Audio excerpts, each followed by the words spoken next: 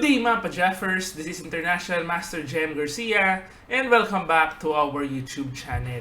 So ngayon po patuloy tayo sa ating coverage sa Meltwater Champions Chess Tour at nangyari na po ang pinaka-inaabangan natin na laban, yung rematch sa pagitan ni na World Champion Magnus and Super Grandmaster Niemann. So actually alam niyo naman po yung nangyari sa Siegfried Cup noon sa tournament around 1 or 2 weeks ago, kung saan nag-withdraw na lang si Magnus pagtapos niyang matalo kay Niemann. At maraming mga naging spekulasyon, pero ngayon nag-rematch na po sila. Ayan. So ito po inaabangan ko na talaga. Actually, nung lumabas pa lang yung lineup nitong tournament na ito, ito na ang gusto kong laban na makita eh. At yan po nangyari sa round number 6 at white po si Niemann and black si Magnus. Tignan po natin yung laro. So actually, ang ganda nitong laro to, napakahaba ho. Ayan, punta tayo sa laro. White si Niemann. Ito nag-start with d4 and pagka knight f6, c4 at dito po nag-resign na si Magnus. Ayan, so makikita natin dito, parang ayaw na kalaruin ni Magnus itong si Niemann. So, syempre, ano niya naman yan eh. Choice niya naman yan. Kung ayaw niyang maglaro dyan, ayan, mag-resign na lang siya. So, yan na po ang nangyari. Kasi, parang, tingin ko dito, sa likod ng utak ni Magnus, ang iniisip niya, nako, ito na naman. Baka dadayain na naman ako nito. Kaysa laruin ko pa to, mapapagod lang ako, i-resign ko na lang. Ayan po ang nangyari dyan. So, within 1 or 2 moves lang, resign na si Magnus. At ngayon po, since napaka-ikli nitong game na ito, reaction videos na lang tayo. Nood na lang tayo ng mga YouTube videos na nangyari dito. Ayan. So ito po, wait lang ha. Ito ang unang video natin for today. Parang dito ina-analyze pa ng mga live commentary yung possible openings, yung magiging laro ni Magnus versus Niemann. At hindi nila expected, 2 moves lang pala ang matatapos na. So ayan, play natin to and panoorin po natin. What is his opening approach going to be? Yeah, well, very difficult to say, because Hans is also playing a lot of first moves. I mean, he played a lot of c4s, also e4, but if I think back, I usually would think that Hans is like a d4 player, but which will be his first move, I just can't really guess. It depends what kind of game he plays d4 because this is his main move. d4, knight f6, c4, yeah, definitely. And what? No. What happened? What? No.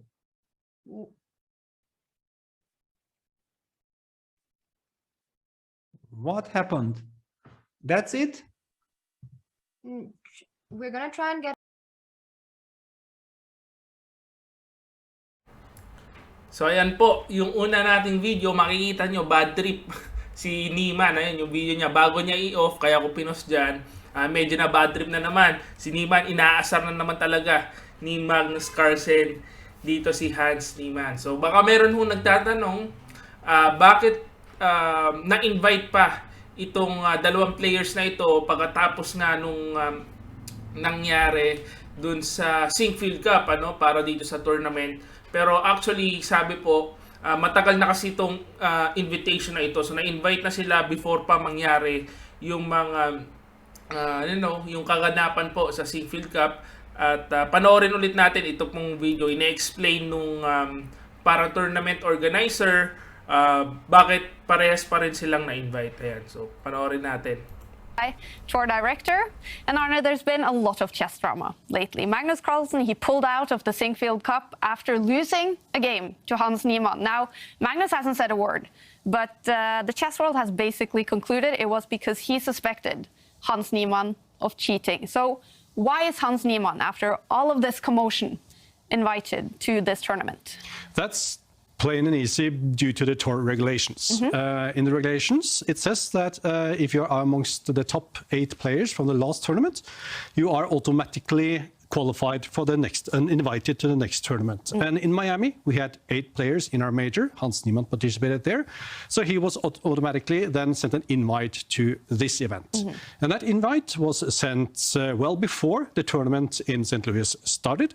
So it means that we sent that invite to him, and after the commotion in the chess world, which of course we have been following closely, we saw that there has been no indication of Hans Niemann being involved in any sort of cheating in the Meltwater Champions Chess Tour, so there was no reason for us whatsoever, based on allegations back and forth, to revoke his invitation. So that invitation stood, and he is participating in this tournament. So ayan po, no, kung tama yung pagkakaintindi ko, yung top 8 sa previous tournament invited automatically sa next tournament. Kaso 8 players lang pala yung last tournament, no? So since 8 players lang, automatic po na invite si Hans Niemann. So parang ganun yung intindi ko dun sa ano niya sa sinabi niya, since 8 players lang, no, ulitin natin kung tama ba yung naintindihan ko dun. 8 players from the last tournament. Why is Hans Niemann, after all of this commotion, invited to this tournament?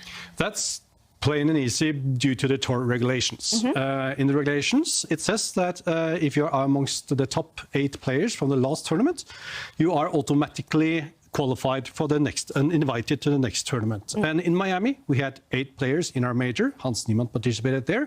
So he was automatically then sent an invite to this event. And that invite was sent well before the tournament in St. Louis started. So it means that we sent that invite to him, and after the commotion in the chess world, which of course we have been following closely, we saw that there has been no indication of Hans Niemann being involved in any sort of cheating in the Meltwater Champions Chess Tour, so there was no reason for us whatsoever, based on allegations back and forth, to revoke his invitation. So that invitation stood, and he is participating in this tournament. Okay. So, and that's an important one, right? So his games in the tour has been closely analyzed. There is no evidence of cheating. We have been closely analyzing many games in the tour so far, and there has been no indication, not either for him and his games, that he has been involved in any type of cheating. Okay. And in general, what kind of measures is taking in the tour to avoid cheating, anti-cheating measures? We take a lot of measures, and we are really concerned about, so we are doing this with the best players in the world. We are trying to be, I think we are probably the most important online tour in the chess world, and I think also we do very much more than a lot of other events. Of course, we start with the basics, that all players have to share the screen, all players has to be alone in the room, no players can leave the desk while they're playing, and we have cameras pointing from the back to the desk so that we can see the entire area that the player is playing from. The sound has to be on. We have arbiters following each games, either at home with the players or digitally.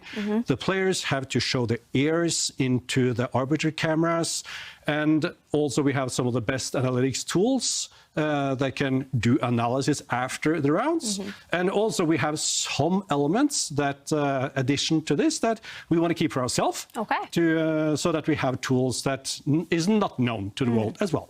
But even with all of these measures, I mean, new technology, there definitely must be ways of cheating. Also, the tour has the highest prize money in online chess, which could be a motivation for someone to cheat. So how important is the tour taking the role as an organizer with anti-cheating measures? Very important. And we know that, of course, the technology is consistently innovating, and we have to be in the forefront there as well. And we have to take the measure needed together with the players to make sure that chess, and in particular this tour, is looked upon as a clean sport. It is our responsibility, together with the players, that everybody who plays and watches and follows our tour and chess in general, they should feel safe that this is a fair sport and it's the best chess player that actually win each game. And that is something we take very seriously. Of course. And of course, we do now have both Magnus and Hans Niemann playing in the tour. So ayan, makikita nyo po in-explain dyan yung mga anti-cheating measures nila. And talagang ganyan ho, every online tournament, no, nung mga experience ko sa Olympiad, naka-share screen ka dapat, tas marami hong camera na kailangan kita yung background, tas wala kang kasamang tao sa loob ng kwarto mo, no? And ang maganda ko dito yung sa kanila, minsan nagpapadala sila ng mga tao kung saan kasama mo sila, yung mga arbiter kasama mo mismo nasa room, binabantayan ka. So malamang dito, tingin ko kay Niemann ginawa ko yun, no? Sinabi nga nung arbiter dito, yung organizer, nagpapadala sila ng mga arbiter sa mga sarili nilang bahay, no? Para talaga may bantay. Wala hong lusot. Kung baga si Niemann, kung may arbiter man na nanonood sa kanya, hindi na siya makakalusot doon. Ayan. So, ito po. Makikita natin, wala daw talaga cheating na pwedeng mangyari dito kasi bantay, sarado si Hans Niemann. And of course, pati yung ibang players. So, ayan. One last na interview natin. Ito po yung interview kay Levon Aronian. Once again, panoorin po natin at reaction videos. Now, Levon, I don't know if you've been able to check the news in between your games, but it's huge drama in the chess world today. Magnus resigned after one move against Hans Niemann. What is your reaction to that? Well, I understand the frustration of Magnus. You know, I mean, I really didn't know much about a lot of things. Now I'm somewhere in the middle. I do believe that Hans has been not the cleanest person when it comes to online chess. But well, he's a young guy. Hopefully this will be a lesson to him. He will,